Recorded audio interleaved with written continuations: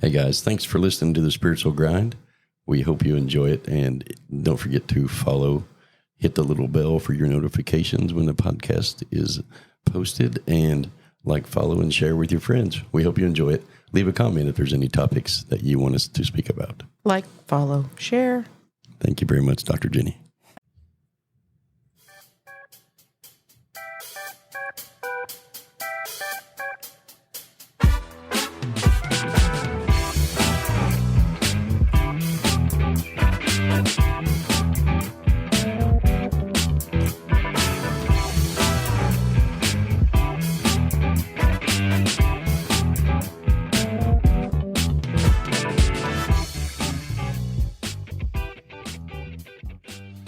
Hello, everybody. Welcome back to the podcast today with Dr. Jenni and myself, James. Good morning. She's in house and she's awake with her root beer.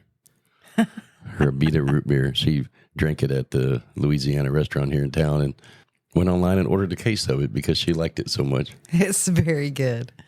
I guess it's a Louisiana root beer.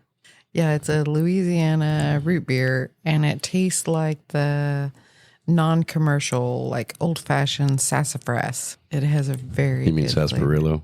flavor. Whatever. Sassafras. Whatever that herb is that's in root beer. Nice. Yeah, I know. I tasted it. It's pretty tasty. It is. It's pretty pretty good. nice. So Dr. Jenni and I yesterday, we watched a movie, and it really kind of rang some bells for us. And if you haven't watched it, you should. It's out on Paramount Plus. It's called If. It's a pretty entailed movie that really brings you back to your childlike thoughts. Yeah. It has the cover of being, a Disney animated silliness, tomfoolery kind of movie. But a lot of times we'll watch movies just so that it can bring things up that we're carrying around. Yeah. And it oftentimes does that for us. Yeah, it was the underlying meaning, basically. It brought Dr. Jenni to tears at the end of it. It did. It really did. Deep-hearted tears. Yeah, that was deep in there because, it makes you question your childhood and your parenting all at the same time. Did I do it right? Did I carry on beliefs from my childhood to my kids? Yeah. That I shouldn't have. It kind of opens your eyes to those kind of thoughts. Well, and then for me, what it showed was my sorrow of missing out on aspects of my childhood from my perspective. Right. I felt like I had a very shortened childhood because I viewed it that I was having to go into a parental figure being in a household where there was only one parent. Oh, you mean a broken home? That's what they called it back then. Broken home. We were latchkey kids. Well, they gave us every negative label they could. Broken homes, latchkey kids, and what was that other thing that they said about? We had to cook our own meals, and they called it something. Oh, microwave something, mayhem with the kids. I remember a news story about it that we were having to. All the kids our age were having to cook our own meals, and we were living off of microwavable products so that we could survive because both of our parents were either working or we were from the air quote broken home era. Yeah, no, well, in our era, our parents, it got to a point to where two of them had to work. It wasn't like in the 50s where the dad went to work and mom stayed home all day. Yeah. It kind of grew through the late 70s and into the 80s and 90s to where it took two incomes to run a home. And so it kind of hung us out there. Yeah. So where are you going with this? I'm going into a direction of, are we a child at heart? Oh. Because that's what it brought up for me was, IF, the movie If, you'll learn in the movie, is they're not supposed to say it, but it's really stands for imaginary friend. And, it makes you stop and look. Because I remember playing with my Hot Wheels cars out in the dirt, and I would pretend I was playing with somebody. And I would talk to that person. My parents would be like, who are you out there talking to? Yeah. In that voice too. Who are you out there talking to? Yeah, there's lots of stories that went around that I had an imaginary friend myself named Donna. Yeah. And if I got a cookie, I needed one for Donna. the whole thing. Yeah. I don't personally remember that. But I do remember being that kid that was just always talking to myself.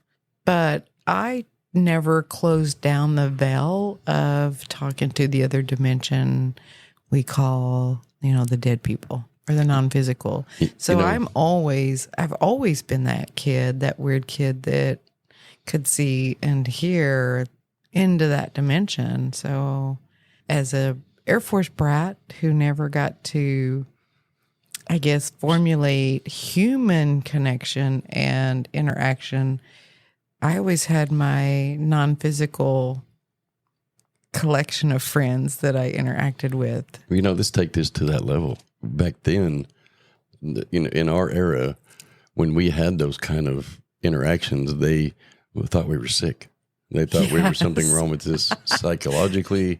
We were told, quit doing that. Oh my God, this is a bad egg. Even to the point where they made that movie, Firestarter. Yeah. Where she started things on fire and she went into, Child Protective Services, and they couldn't get her fostered out because she kept catching stuff on fire because of her unique ability. When we come into this reality as a child, we come in with an open mind and open heart, and they say in the spiritual world that the veil is thin or non-existent when we're born. Yeah, and we're taught to hide it from ourselves and bring us out of that childlike thought of there are other dimensions, imagination, and creativity. I like the imagination, because that's what I got told. He's got a big imagination, right? But you were told that in a negative format. In a negative way. Correct. Oh, don't believe him. Don't listen to him. He's got a big imagination, and nothing's. That's not true. Because what if these kids that have been hindered into those thoughts, really, what if they really are talking? And I'm going to talk in a sense of people don't understand the spiritual world, but what if they really are talking to other people? Or seeing spirits, somebody else. or seeing somebody else. Oh my God. There's TV shows out there now. The government studied it. Many mediums. I know of one medium that's very well known, has a TV show that the government is still studying to this day because her information is so accurate. Yeah. It came out in those documents that the government released. It's not me, by the way, but it should be. Right. What if? That's kind of where I'm at with it, because this is a pretty deep subject that we have been talking about since last night in the movie. Because what if we were hindered and we closed our own veil? And what if there's a deeper meaning behind it? Why would everybody want us to not talk to people or not be social with an imaginary friend or an if? That is a very big, deep rabbit hole. It is. I agree. I think maybe we'll go into that rabbit hole on another podcast, but I'm taking this in the direction that we've been talking this morning, in the fact of, when we get told to quit acting like a kid and use our imagination and grow up quickly, because we had to. I was coming home by myself at age 9.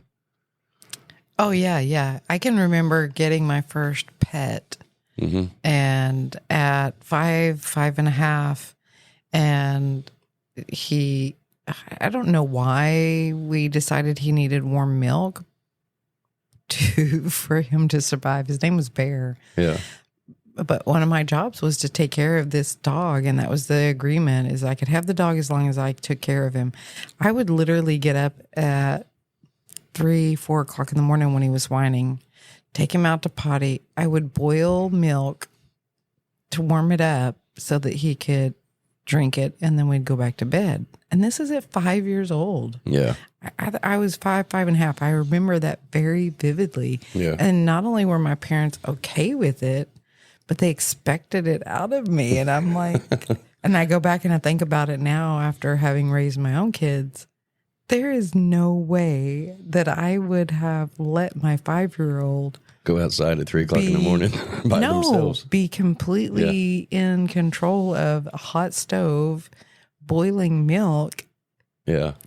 Probably standing on something. Yeah, I was. Yeah. I had to stand on a chair to reach it, taking this milk to a boiling, and then skimming the top off of it. Yeah, I can remember doing all of that at 5 years old. It's crazy. Who does that? And so we get taught to not be kids. Yeah.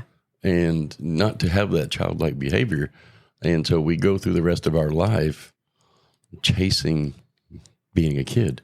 You know, I even hear it nowadays. We had one of our employees just on Wednesday or Tuesday night, I don't remember. She said, adulting sucks. Yeah, and our own kids say that. Yeah, but we try to, I know you specifically, I wasn't so good at it, but I tried to provide my kids the tools to stay kids, but it didn't work out too well for some reason. But you, on the other hand, were playing kickball in the living room with your kids. Well, and it's just because I think I was satisfying my own internal childhood that I perceived I didn't get. And so I was using them as an excuse or a reason to act childish. Yeah, it'd be pendulum kind of. Yeah, almost.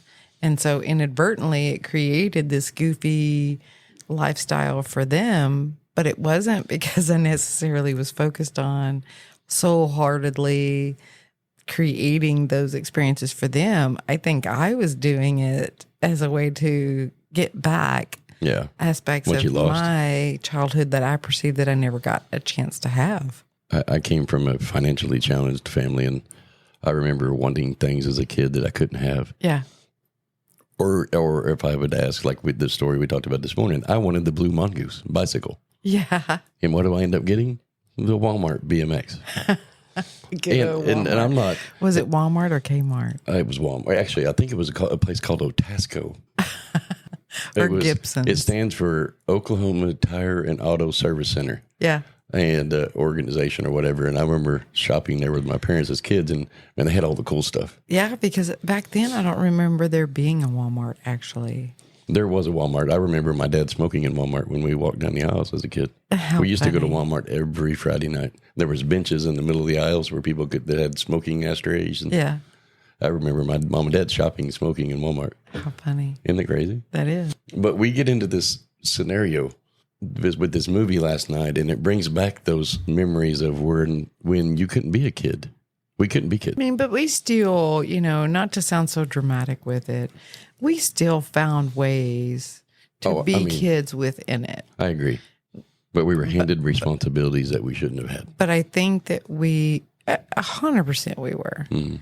But I think we were definitely, there was a good portion of us that were test dummies we were over-exaggerated kids. Like, we would go out there and jump off the roof onto the trampoline into the pool. It's because we were unsupervised. Our parents were all working. We did shit that was like, what? Yeah, I remember. And our parents just never, like the other day we were having that conversation, and the norm was to, when you were going to go to town, hop in the back of the truck. Oh, yeah. And ride in the back of the truck, because that was just a normal place to ride. Yeah, and there was no argument about it. There was no, let's have a deep conversation about whether you can or not. It was like, we just did it. We didn't even ask for permission because it was legal then. It was an okay place to ride. And I remember my Uncle Gary making me get the back of his white Dodge pickup, and there was this road called Keatonville Road. Yeah. And it was literally hills up and down, very sharp. And that was part of the fun. We jumped in the back of the truck, and he would fly 60, 70 mile an hour down this road, jumping basically the hills, and you float up out of the back of the truck, and then when you hit the bottom, bam, you're hitting, right. And it was fun. Even to the point where sometimes you would be made to get in the back of the truck, and you didn't really want to ride back there, and so it would be like, why can't I ride in the front today? I don't really want to ride back there. Or they'd make you ride in the middle. Right. But so the point of where I'm going with this is it puts you in that spot of confusion to where you think you didn't have a childhood, but you did in your own way. But on the other side of that is we did thicken our own veils by listening to our parents. Like you, obviously, were a lot less thickened than I was. Well, but what it did was I got tagged as the black sheep rebellious kid that could not be tamed. Oh my gosh. That's what it did. You're such a bad kid. I was this rebellious kid that was never going to make it because I would not just fall in and follow the sheep. I always went against the grain because I was not willing to thicken my veil and get rid of that. Yeah, I wasn't willing to do that. Didn't feel right. And so because of that, here we are today. There was conversation in the adult mingling world that, oh my God, I'm so glad she's not my kid. She is so hard to manage. Yeah. Or, oh, she's just. See, mine was, I was labeled as. Poor Charles. He just has this one bad seed that she just will not fall into rank and do what she's supposed to do. I was tagged that kid. Yeah, I was tagged as hyperactive ADHD now. They call it ADHD. I didn't like the medicine. Yeah. That they put me on because I was distracted all the time, supposedly, and I wasn't learning appropriately. And I was labeled as hyperactive, and I learned real quick on how to tongue a pill because I didn't like the way it made me feel. I would hide it. My mom thought I took it. And then I'd go to the bathroom and spit it down the toilet. And for many years that went on. And a part of my life to where, because it was robbing me of what I viewed as my fun childhood. Because I was running around, I was running around everywhere like a crazy kid. Right. I mean, as a child, when your veil is thin, that's because you're aligned with the higher self aspect of who we come in and really are. Yeah. And some of us just were not willing to let go of that alignment because it felt good and it was right. Yeah. And it didn't matter what we were called or how many spankings we got for not following in. And I mean, it just didn't matter to some of us. And so here we are last night at the end of this movie, and we start reflecting upon our own childhood. What I come to realize was the part of this is I am projecting my blame of my childhood on other people and realizing that we spent all of our life trying to get out of high school and get out of our parents' house and the rest of our life wishing we could go back. Yeah. And that's really how it is until you create your own home and then you become this authoritative figure and you forget to be childlike in it. Right. And for me, it's been a pretty. I think each generation does that same thing in their own way. Yeah. But I think they do it because, like the next generation, you're in such a hurry to become an adult because you perceive that with being an adult, you get to have the freedom of being able to do all this other stuff. And make your own decisions. Right. But then what you weren't necessarily shown is how the back office of this administration really works, like paying bills and taxes, having a job and taxes. Yeah, and then it's like, wait a minute, I want to go home. I don't really want to do this anymore. I want to go back where I had no responsibility. Okay, Mom and Dad, I'm done with this game. I want to go home. And I think what I would like to really portray to people is that you can adult and still have a childlike mentality and a childlike heart and find the balance of being okay mixing the two. Just because you're an adult doesn't mean you have to walk around serious, robotic, doing all the adult things. Right, especially in your free time. In your free time, be a kid. Well, I mean, I think even in your work time, you can find moments of fun in it. You can live from that childlike heart as well. And I think that's what makes it, I think that's what makes you an interesting, well-rounded individual is when you can find the balanceability. This kind of piggybacks off of the relationships with material things podcast that we did, because for me, it was about toys. When I was a kid, I wanted toys, dirt bikes, I wanted bicycles, I wanted Hot Wheels, I wanted many, many things. I remember the Grasshopper remote control car. I wanted that car so bad, and I ended up with a Tasco brand. But, it was still I wanted that Grasshopper. Thank God for Tasco. I know, right? Oh, Tasco. They're not in business anymore, but, they had in-house payment plans. They did. Well, yeah. That's because of, you had mom and pop stores. Yeah. And they had personal relationships with people, and they would do payment plans because they got to know the community. You walk in and they call you by your first name, and you want tires a day? Here you go. Here's 4. Just pay me $100 a week or a month until they're paid off or whatever. It was a kind of a cool time back then. But so this movie, we get to talking about our childlike stuff, and for me, the toys for me was what I want to. Now we're in adulthood, and like you said this morning. Our kids are all gone. We don't have any kids at home. our income level is where it should be and always growing, why not have toys? Right. It's hard to find a rational excuse on why you should wait. Right. And it's really hard to give yourself permission to go do it because we're taught it's irresponsible. I don't even know the word I'm looking for. It's like that you're just not supposed to do it thing. Yeah. I, myself, want to throw that all out the window. Yeah. And stay in that childlike heart and laugh and have fun. And there's actually an industry out there that focuses on just people like us being adult kids, because of the old phrase, the difference between men and boys is the price of their toys. You mean the Generation X, or you mean the spiritually awakened woohoo us? The generationally awakened people that we start to realize that it's a lot more fun to live with a childlike heart in an adult world than it is to try to be a child or an adult and go back to childhood. Right. And so it's okay to have your favorite word, balance in it. Yeah. Because I think one of the things that came up this morning that you brought up that I heard very loud and clear is for our entire life together, you've always talked about a specific kind of car that you wanted. Yes. That's right. I was going with this. And finding that why you wanted it was because you were trying to go back and grab that part of your childhood rather than create in the now, the childlike heart now, the childlike persona, and allowing that to be okay, right, from what you want now. Because I viewed my childhood as not getting what I wanted. Yeah, and when I did have money that I created myself, my parents would use it. Yeah, and so here I am. My friends, I become envious of.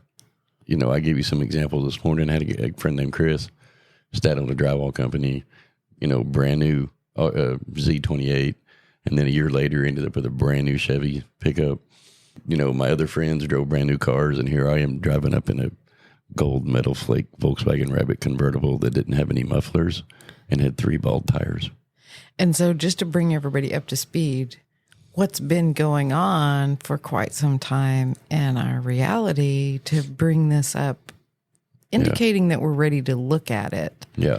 Is, a friend of ours redid his childhood car, dream car. Yeah, he just bought it and then had it redone. And it was the car he had in high school that his parents bought him. Yeah. And then got grounded from it and his dad sold it.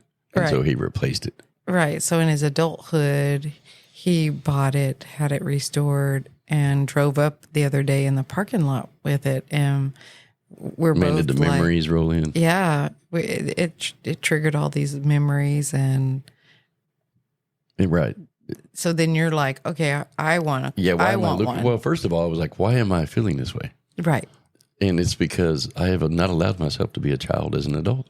Right. But anyway, going back to that is, I became envious of my friends in school. So I constantly searched for ways to become friends with them because I felt the distance of us growing apart, because they also, not only was I envious of them, but I perceived that they were viewing me as lesser than them. Yes. And so it created that, I want to become an adult real fast so I can get my own money and buy my own car. And then what happens is you get out of high school and you never see them again anyway. Right. Until a high school reunion or something. And so the whole... And so what we talked about this morning is that it can actually inadvertently create kind of like a one-up syndrome. Yes. Where you're always trying to do something better than the other person. Yes. Or have a bigger, better this or a bigger, better that. Right. Feeding that aspect of monkey mind, basically. Yeah, correct. Rather than doing it from a pure place. Doing it in the right place. I want it. Just because I want to have the experience of knowing what it's like to taste it, smell it, see it, play with it. Right. You're actually feeding some sort of lack mentality or having to do without, which is basically lack. Right. I ended up in high school with the 66 Chevrolet C10 stepside. That was a beat up. That's a lot of words. It's a lot of S's too. It is. It was a beat up old red pickup that had a 400 Pontiac motor in it and had those old-fashioned A-frame suspension, and the U-bolts in it would break constantly, and I'd have to get up under there and jack it up and baling wire it back together so I could get home, because it went into this state of like it would jerk the wheel back and forth like driving down the road. And when it broke it. How much duct tape did you put on it? Oh my God, there was duct tape on the gas tank. It is our generation that redefined the multiple uses of duct tape. And baling wire and black tape and super glue. I remember super gluing my rearview mirror to the windshield when it fell off. But this was a beat up old clunker. It ran well. It did run well. And then my parents got into a financial spot and had to sell it. And so I went without a truck for the rest of high school. Never had one. Never did in the rest of high school. And so the other day when he drove up, it really brought back a lot of those emotions and feelings and wants and desires. And it was a wake-up call for me. Yeah, so let's wrap it up in what does that mean exactly? What we're doing the podcast for is to teach people how to recognize when it brings things up, right, and why it is. Right. No, totally Instead of staying in that place of, because you could have very well stayed in that place of like jealousy in your adulthood and said, oh, you got one, you asshole. Now I'm going to go out and I'm going to get a better one, bigger one, right, whatever. And you continue to live life that way. And it doesn't feel quite right. It just doesn't feel quite right. And so when you go buy a toy or whatever, there's not a sustained enjoyment out of it because it was done from a place that wasn't quite right, quite correct, aligned with higher self. So living life the way that we do, whenever situations like that present in our reality, we keep bringing things into our awareness of why did that bring an emotion up that doesn't feel quite right. It wasn't jealousy and it wasn't envy. No, but you could just tell that's what confused me. It didn't feel quite right. The puzzle piece didn't quite fit. Right, because that's, back in the day when I was in high school, like I'd stated, I was envious of my friends and jealous of them. And when he pulled up, I wasn't envious or jealous, but it rang a bell for me that made me stop and say, wait a minute, I'm not living right. There's something wrong here. Something's off kilter. Here I am watching him drive up in this car with this great big smile on his face. Yeah. Still having some work to do. He fought it getting it back from Oklahoma, and because his brother put a new bigger motor in it. Yeah, it was. And they had a few issues along the way because it's a new motor. I mean, it's got braking time. Right. It's got but anyway, so I see him babying it back, and he pulls up to it with it, and even though he had issues with it, he was still smiling from ear to ear. Oh yeah, he was smiling. I mean, you couldn't have made him any happier if you gave him $1 million bill and the car. Yeah. Because he was just happy to have it. And it made me feel like, wait a minute, I'm doing something wrong. But then he turns around and says to us that we taught him to open up his reality to do it. Yeah. To realize that there's more important things in life. Yeah. So what does that indicate? And I think that is a beautiful opportunity to reiterate the definition of what the word awakening means. Mm-hmm. Good one. And the awakening process just means that you have the ability to consciously be aware when situations, circumstances, and events bring something into your reality that dings a bell for you or feels a little like it doesn't fit quite right. Right. Like you're not experiencing it from the highest vibration that you could, even though it's a great experience, even though it's a fun experience, it's just a little bit off. It doesn't quite fit. And having the ability to be aware of that and dig into it a little bit so that you can fine tune the whole picture of it so that it does fit and you can. And do it for the right way. And do it the right way. And that you can get from it the hugeness of what you could be getting from it, the hugeness of the experience, rather than just a smaller. And thinking through the processes of it and having the ability to realize that there's a bigger picture out there. Right. There's something else out there. And we're here because we're here to live experiences. And that rattled me. I've never given myself permission without recourse of this. I've got to do this. Remember, we talked about or justification of it. Right. Constantly we hear, and we do, if we're going to go and get something, we got to tell this 2-day story of why we're going to go do it sometimes. And when all reality is we're supposed to be doing things like that. And at our age, no kids at home. Who cares? We sit sometimes and we'll tell stories to each other about, okay, I want this thing, and here's the grocery list of why you should let me have it. Yeah. No, I totally agree, and that's just the lack of openness to the child heart. And so giving yourself permission. We talk about permission slips all the time. Mm-hmm. Giving yourself permission to do something out of a childlike thought. Even something as simple as experiencing joy. Yes. And excitement. Allowing yourself to make jokes, to crack up, be silly. Who cares what anybody thinks? Right. And I had a comment the other day when I was playing around at work. And one of our residents was like, "Why are you acting like that?" And I was just playing around. But the other residents I was interacting with were really enjoying it. We were all laughing and cutting up. And it's always been my phrase is because I can. Yeah. But really, I haven't given myself full permission to can. Right. So I've held myself back because, like, when he pulled up in that car, I had this voice in the back of my head saying, "Oh, I want one. We need to run out to the store and get one of those, Mama." It was in the back of my head, but it was like, "Oh no, wait." And so that's what you're talking about with the awakening process. Is I'm awakened enough, and you are awakened enough to both stop and say, "Okay, listen, it's okay to be childlike, as long as we do it for the right reasons." Hey, y'all, this ended up longer than we anticipated, so hang on tight for part 2, maybe even part 3. Thanks so much for listening. Remember to hit the like, subscribe, and share.